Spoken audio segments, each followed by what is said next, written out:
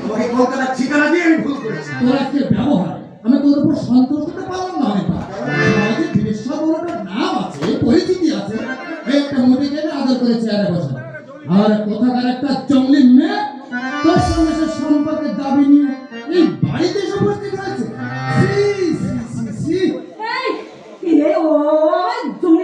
জঙ্গলিকে জঙ্গলি করেছে, বেশ করেছে।